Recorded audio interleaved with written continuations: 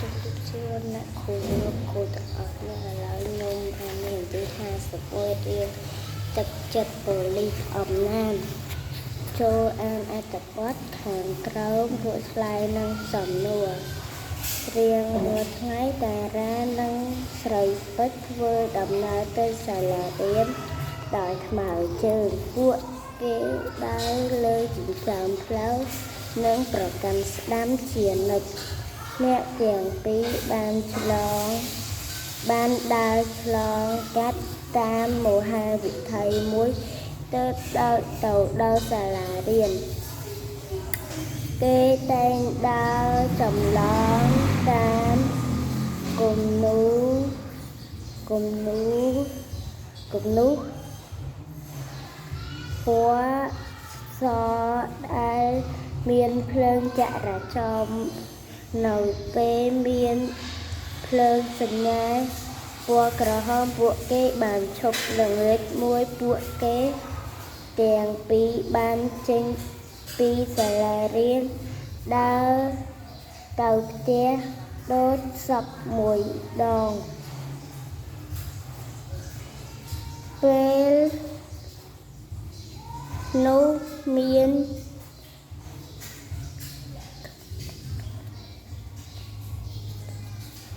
ត្រីចាក់យានទៀតយានយន្តរថនកំពុងបើកបរតាមដងវិថីចៃដន្យរំពេចនោះមានរំពេចនោះភ្លើងស្គប់បាត់ដាច់ស្ដប់បានដាច់កុមារទាំងពីរមិនហ៊ានឆ្លងផ្លូវទេព្រោះឡានម៉ូតូបើកបរលឿនបន្តគ្នាច្រើនពេកកុមារទាំងពីរឈរទ្រាំយ៉ាងយូរដោយទឹកមុខព្រួយបារម្ភគ្រូនោះប៉ូលីសចរាចរណ៍ក៏មកដល់បានជួយដឹកដៃកុមារទាំងពីរឆ្លងផ្លូវអ្នកទាំងពីរត្រេកអរណាស់រួចសំពះអរគុណមន្ត្រីប៉ូលីសនោះ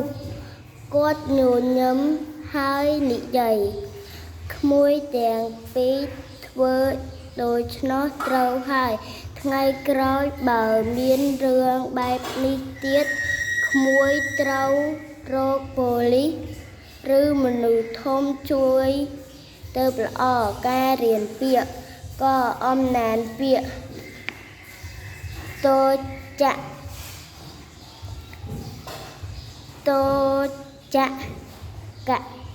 យានយល់អានថាតូចយានយល់រដ្ឋអានថារដ្ឋនចៃដន្យអានថាចៃដន្យបារម្ភអានថាបារម្ភខពន្យល់ពាក្យភ្លើងសញ្ញាចរាចរណ៍នាមជាភ្លើងសម្រាប់បញ្ជាការធ្វើដំណើរទៅមកដែលមាន3ពណ៌ដើម្បីសម្រួលការធ្វើដំណើរកុំឲ្យ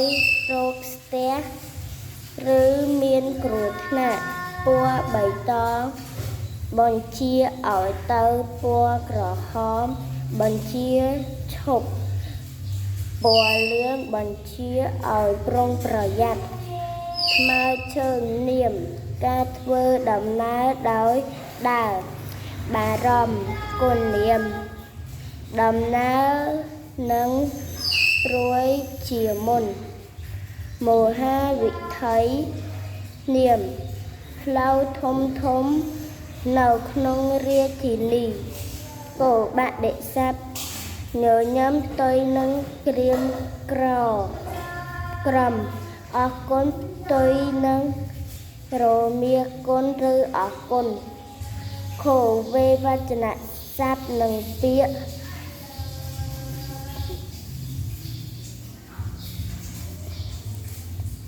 តូចកយានត្រីចយានតូចយានកង់ត្រីចក្រយានស៊ីផ្លេស៊ីក្ល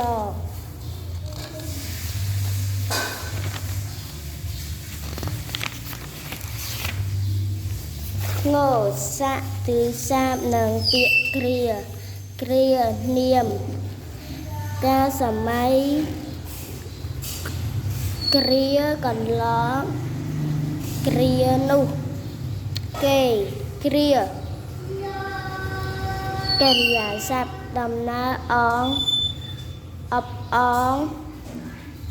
គ្រឿងអងឧទាហរណ៍គ្រាមនុស្សមានរបួស